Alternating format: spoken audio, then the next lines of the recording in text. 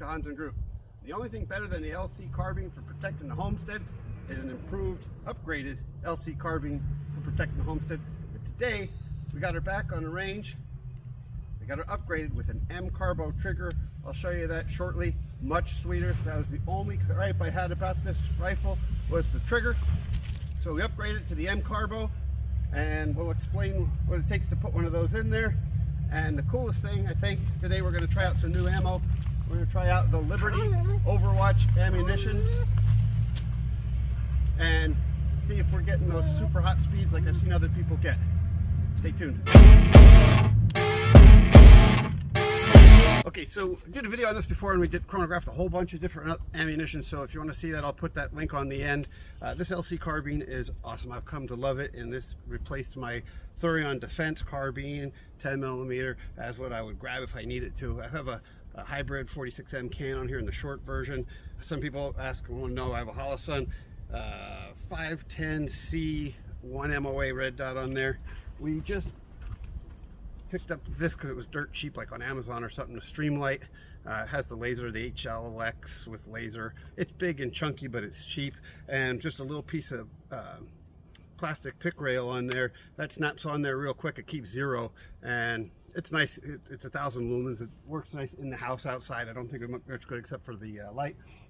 But the biggest upgrade I wanted to show you today is I swapped out all the trigger components. So MCARBO is actually kind of a cool company.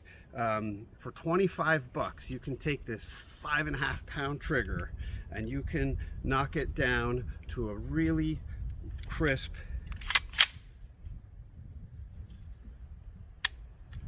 about 3.5 pound trigger. I mean, it is really nice. It's as good as the Timney that I put in my G40 Glock, which I'm going to do a video on that shortly, and then I'll post that after too. And we'll do some of the same chronographing with both the rifle and the pistol today. But that trigger is just like, it's incredible. So this is a great setup. This co-witness is really nice with the flip up, so you never run out of batteries. And with that, that Holosun, if you're thinking about getting an optic for this, it's perfect. It perfectly matches up. You see the dot right where it should be on the top of your post there through the peep sight. So this is a great setup. I just threw a really nice sling on here, Magpul. So I think I have it on backwards today, but that's okay. But nice setup. Check out that trigger. I'll show you the components. This is the unit from MCARBO. Just a bunch of springs. There's 4 springs in there. There's a sear spring, a hammer spring, a trigger reset spring, and your firing pin spring. You swap those out. They're all lighter components. And if you swap them all out, they all work great together. The only thing I didn't change is the trigger reset. I wanted a snappier trigger reset. I could have got another 1/2 pound off my trigger. It's great the way it is. I didn't want to mess with it. I wanted to have a nice trigger reset. I didn't want to have any issues with reliability, so I just left that part out, and it's worked great. It took me 4 hours to do it. If I did it again today, it would take me 15 minutes. I had a problem lining up the sear. I didn't take a good enough picture when I took it apart. Make sure you take real good pictures of it. I'll post that on MCARBO's website.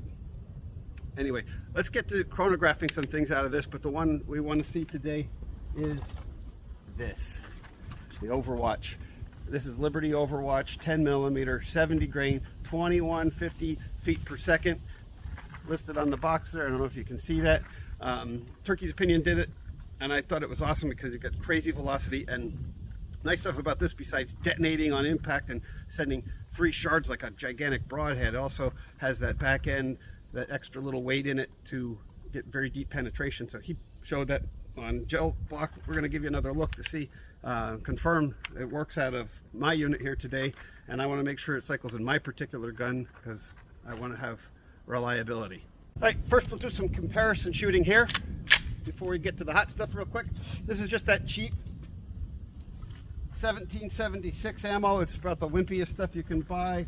125 grain frangible. Rated at 1350. They say that's out of a pistol. There's no way they're getting that out of a pistol. Here's what we get out of a rifle. 1395, 1385, 1346. It shoots fine, and even though it's super wimpy, this thing cycles it well. That's actually was always one of my biggest worries, that this wouldn't cycle the really light stuff. It works fine. and hot stuff just as good or better. Next up, we got the Winchester cheap range ammo, 180 grain. 1208. 1184. 1212.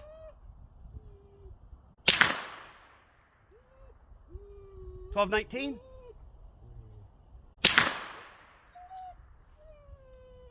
1220. Not too bad for real cheap range ammo. MagTech, my absolute favorite range ammo because it's actually hot and just as well priced or better than most other brands.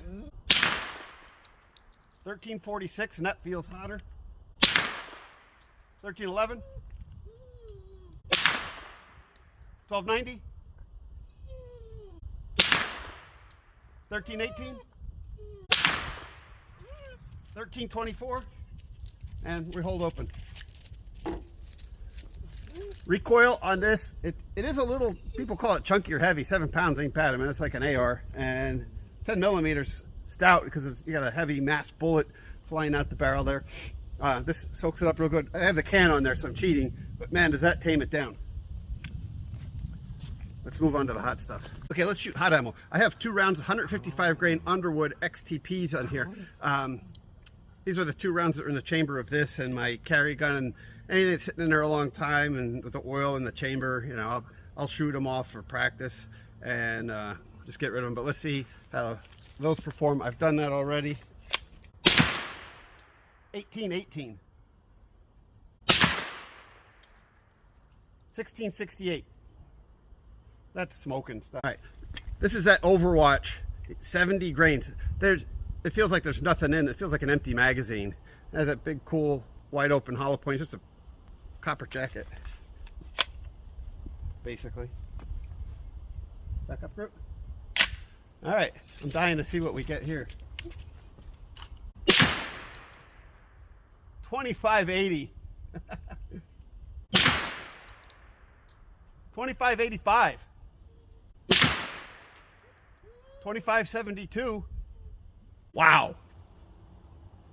Kind of tickled at that. That's amazing. Real quick, here's our Overwatch. That's at 25 yards, just kind of shooting pretty quick here. And I don't know why that paper's ripped up there. There's our MagTechs, quite accurate, 25 yards, kind of shooting without taking a lot of time. The Winchesters are a little all over the place.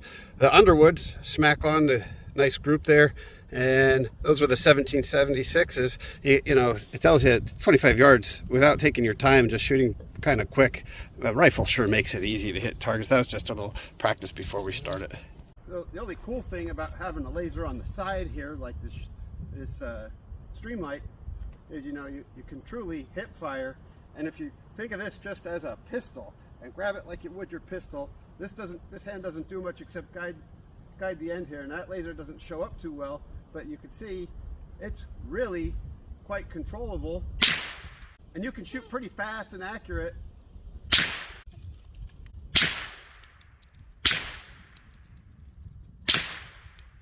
I'm slinging bullseyes down there like it's nothing, just right from the hip. During the daytime, this wouldn't be very good because you could barely see that red dot, but at night it's amazing. So you got to get around a corner or something with this guy.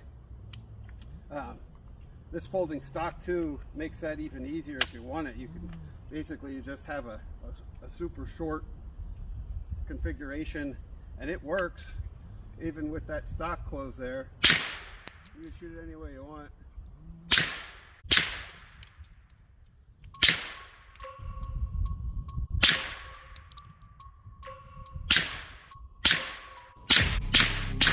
Thanks for watching, and in a few minutes we're going to do another video on the G40 Glock with an upgraded Timney trigger. We'll see how that works, and we'll check out that Overwatch ammo with that as well. Come back soon.